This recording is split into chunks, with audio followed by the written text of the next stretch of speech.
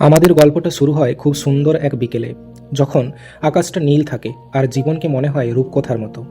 নার্সিসিস্টরা যখন তোমার জীবনে আসে, তারা ঝড়ের বেগে আসে না, তারা আসে বসন্তের বাতাসের মতো। একে মনোবিজ্ঞানের ভাষায় বলা হয় লাভ বম্বিং। সে তোমাকে বোঝাবে যে এই পৃথিবীতে তোমার মতো আর কেউ নেই। তোমার সামান্য কাজের এত বেশি প্রশংসা করবে যে যা তুমি আগে কখনো শোনোনি। সে তোমাকে তোমার অজান্তেই এক অদৃশ্য সিংহাসনে বসিয়ে দেবে। মধ্যবিত্ত পরিবারের যে ছেলেটি বা মেয়েটি সারা জীবন অবহেলা বা সাধারণত্বের মধ্যে বড় হয়েছে, তার কাছে এই হঠাৎ পাওয়া আকাশচুম্বী গুরুত্ব নেশার মতো কাজ করে। আমরা এটাকে ভালোবাসা বলে ভুল করি, কিন্তু আসলে এটি ছিল এক শিকারির পাতা সূক্ষ্ম জাল। নার্সিসিস্টিক সম্পর্কের শুরুটা কখনোই কোনো ঝড়ের মতো হয় না, বরং তা এক পবিত্র ভোরের মতো হয়। তুমি হয়তো এমন এক সময়ে দাঁড়িয়ে আছো বা দাঁড়িয়েছিলে যখন তুমি খুব একা, অথবা তোমার কেরিয়ার নিয়ে তুমি খুব চিন্তিত। ঠিক সেই মুহূর্তে এক অলৌকিক দেবতার মতো তার প্রবেশ ঘটে। নার্সিসিস্টরা হলো আয়নার মতো। তুমি যা হতে চাও তারা ঠিক সেই রূপটি ধারণ করে তোমার সামনে দাঁড়ায়। একে বলা হয় মিররিং। তুমি যদি কবিতা ভালোবাসো, সে হুট করে কবি হয়ে যাবে। তুমি যদি ধার্মিক হও, সে হবে পরম ভক্ত। সে তোমাকে বোঝাবে যে তুমি তো আমার সেই হারিয়ে যাওয়া অংশ, যাকে আমি জন্মান্তর ধরে খুঁজছি। মধ্যবিত্ত পরিবারের ছেলেমেয়েদের কাছে এই লাভ বম্বিং একটি ড্রাগের নেশার মতো কাজ করে। দিনে 100টা মেসেজ, প্রতি মুহূর্তে খোঁজ নেওয়া, তোমাকে পৃথিবীর শ্রেষ্ঠ মানুষ হিসাবে প্রমাণ করা, এই সব কিছুর আড়ালে যে এক ভয়ঙ্কর অন্ধকার ওত পেতে আছে তা বোঝার ক্ষমতা কারও থাকে না। তুমি ভাবো অবশেষে কেউ একজন আমাকে বুঝলো, কিন্তু আসলে সে তোমাকে বুঝছে না। সে তোমাকে স্ক্যান করছে তোমার দুর্বলতাগুলো জানার জন্য। মধুমাস ফুরিয়ে গেলেই শুরু হয় দ্বিতীয় ধাপ, ডিভ্যালুয়েশন। যখন সে নিশ্চিত হয়ে যায় যে তুমি তার জালে পুরোপুরি আটকে গেছো, তখন তার আসল রূপ বেরিয়ে আসে। শুরু হয় ছোট ছোট টিপ্পনি। তুমি কি আয়নায় নিজেকে দেখেছো? এই পোশাকে তোমাকে খুব সস্তা লাগছে। অথবা তোমার রান্নায় নুন বেশি হয়েছে। তোমার মা কি কিছুই শেখায়নি? এই কথাগুলো খুব সাধারণ মনে হলেও এগুলো হলো তোমার আত্মবিশ্বাস ভেঙে ফেলার হাতুড়ি। সে তোমাকে ক্রমাগত বোঝাবে যে তুমি অযোগ্য। তুমি যদি কোনো সাফল্য অর্জন করো, সে সেটাকে তুচ্ছ করে দেখাবে। তার উদ্দেশ্য হলো তোমাকে মানসিকভাবে এতটাই পঙ্গু করে দেওয়া যাতে তুমি নিজেই ভাবতে শুরু করো, তাকে ছাড়া আমার কোনো অস্তিত্ব নেই, সে ছাড়া আমাকে আর কেউ ভালোবাসবে না। তুমি হয়তো বুঝতেও পারবে না যে সে কখন তোমার নিজের অজান্তেই তোমার অস্তিত্বকে হারিয়ে দিয়েছে এবং তোমাকে করে ফেলেছে একটা পুতুল।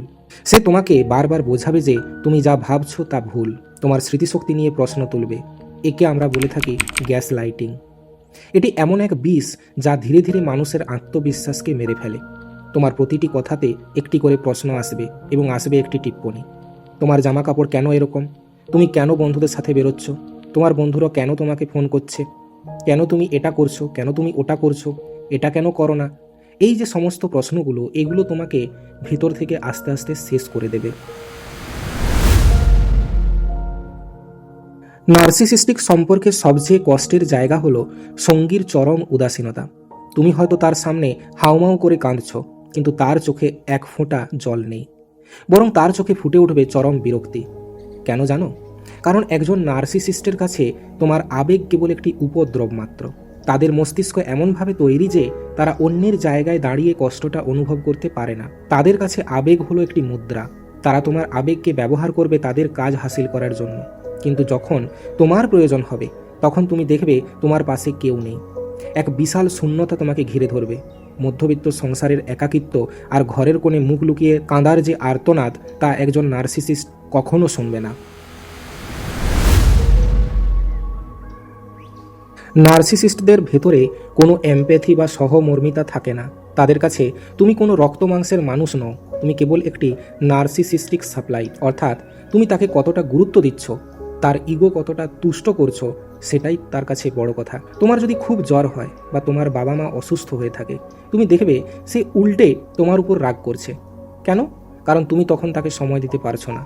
সে তোমার কষ্টের ভাগ নেবে না, বরং তোমার কষ্টের সময় সে তোমাকে আরও বেশি মানসিক যন্ত্রণা দেবে, যাতে তোমার সম্পূর্ণ মনোযোগ তার দিকেই থাকে। তাদের কান্নাও হয় কৃত্রিম। তারা তখনই কাঁদে যখন তারা দেখে যে তুমি চলে যেতে চাইছো। সেই চোখের জল মায়া নয়, ওটা তোমাকে ধরে রাখার একটা কৌশল মাত্র। নার্সিসিস্টরা কখনোই তোমাকে শান্তিতে থাকতে দেবে না। তারা সবসময় সম্পর্কের মাঝে তৃতীয় কাউকে নিয়ে আসবে। একে বলা হয় ট্রায়াঙ্গুলেশন। হতে পারে সেটি তার প্রাক্তন প্রেমিক বা প্রেমিকা, অথবা তার কোনো তথাকথিত বেস্ট ফ্রেন্ড। সে তোমাকে বলবে, দেখো ও আমাকে কত ভালোবাসে, অথচ তুমি আমাকে একটুও বোঝো না। হয়তো জিনিসটা তোমাকে সরাসরি বলবে কিংবা সরাসরি বলবে না। কোনো ঘটনার পরিপ্রেক্ষিতে তোমার সামনে এমনভাবে প্রিটেন্ড করবে যাতে সে তোমাকে বোঝাতে চাইবে যে তার বেস্ট ফ্রেন্ড বা তার প্রাক্তন প্রেমিক প্রেমিকা তাকে কত ভালো রাখতো বা রাখে, বা কত ভালোবাসতো বা ভালোবাসে। সে চায় তুমি অন্য কারো সাথে প্রতিযোগিতা করে তাকে ভালোবাসো। তোমাকে সারাক্ষণ ইনসিকিউর বা নিরাপত্তাহীনতায় রাখাটাই হলো তার আনন্দের জায়গা। তুমি যখন হিংসায় জ্বলবে বা কাঁদবে, তখন সে মনে মনে ভাববে, আমি কত দামি যে আমার জন্য এই মানুষটা এভাবে লড়ছে। আর তুমি কি করবে? তুমি নিজের মনের মধ্যেই লড়াই করবে। তুমি তোমার অজান্তেই একটা থার্ড পার্সনের সাথে নিজেকে তুলনা করবে। তুমি চেষ্টা করবে যে আমি কিভাবে তার থেকে বেশি আমার লাইফ পার্টনারকে ভালো রাখবো, বা সে যেভাবে রেখেছে সেভাবে রাখার চেষ্টা করব। এভাবে জীবন চলে না। নিজেকে কখনো প্রতিযোগী হিসাবে পদার্পণ করবে না কোনো সম্পর্কের মধ্যে, তাহলে সেই সম্পর্ক আর সম্পর্ক থাকবে না। এরপর আসে এক ভয়ানক পরিস্থিতি, যখন তোমার আর কোনো শক্তি অবশিষ্ট নেই। তুমি খুব কান্নাকাটি করছো, তার হাতে পায়ে ধরছো। এই সময় তুমি নিজেকে একজন মানসিক রোগীতে পরিণত করেছো। তখন সেই সময় সে ডিসকার্ড করবে, অর্থাৎ তোমাকে এক নিমেষে ছুঁড়ে ফেলে দেবে। কোনো কথা নেই, কোনো কারণ নেই, সে হঠাৎ করেই তোমাকে ব্লক করে দেবে বা অন্য কারো সাথে নতুন সম্পর্কের ঘোষণা করে দেবে। তুমি ভাববে, কালকেও তো সে আমার সাথে ভালো ছিল, আজ কিভাবে সে সব কিছু ভুলে গেল। আসলে সে কোনোদিনও তোমাকে ভালোবাসেইনি। সে ভালোবেসেছে তোমার থেকে পাওয়া গুরুত্বকে। যখন তোমার গুরুত্ব ফুরিয়ে এসেছে, তখন তুমি তার কাছে একটি পুরনো খেলনা ছাড়া আর কিছুই নও। এই নিষ্ঠুরতা সহ্য করা একজন সাধারণ মানুষের পক্ষে প্রায় অসম্ভব, কিন্তু তবুও এটা সহ্য করতে হবে। তবে তুমি এটা ভেবো না তোমার সাথে চিট করা হয়েছে।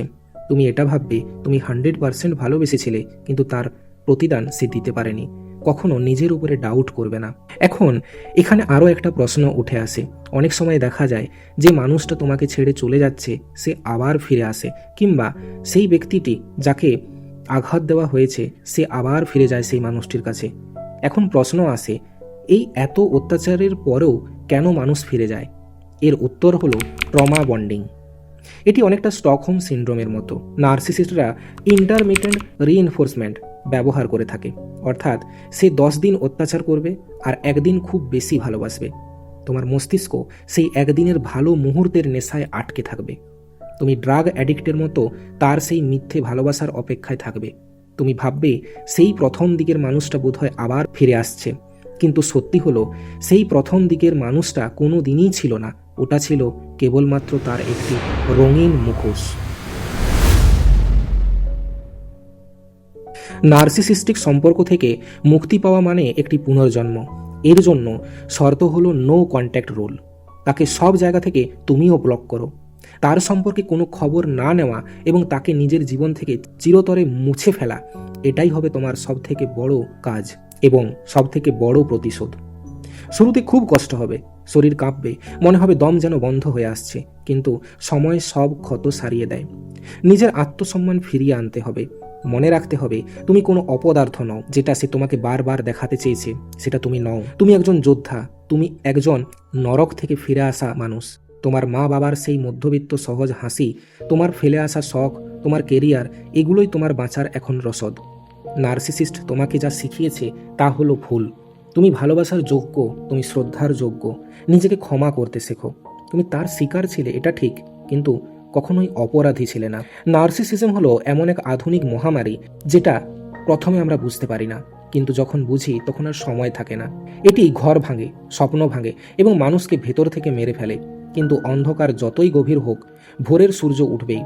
তুমি যদি আজ এই অবস্থার মধ্যে থাকো, তবে জানবে তুমি একা লড়ছো না। হাজার হাজার মানুষ তোমার সাথে আছে। একই ঘটনা তাদের জীবনেও ঘটছে, কিন্তু তারা এগিয়ে যাচ্ছে।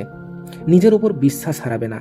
যে মানুষটি তোমার চোখের জলের মূল্য বোঝেনি, সে তোমার জীবনের গল্পের কোনো চরিত্র হওয়ার যোগ্যতা রাখে না। আজই উঠে দাঁড়াও, তোমার জীবনের কলমটা নিজের হাতে তুলে নাও এবং নতুন করে লিখতে শুরু করো। যেখানে তুমি তোমার গল্পের নায়ক কিংবা নায়িকা। স্টকহোম সিনড্রোম সম্পর্কে আরও ডিটেলসে যদি তোমরা জানতে চাও, ডিসক্রিপশন বক্সে লিঙ্ক দেওয়া থাকবে, সেখান থেকে দেখে নেবে। খুবই গুরুত্বপূর্ণ একটা টপিক, সেটাকেও ভালোভাবে বুঝতে হবে।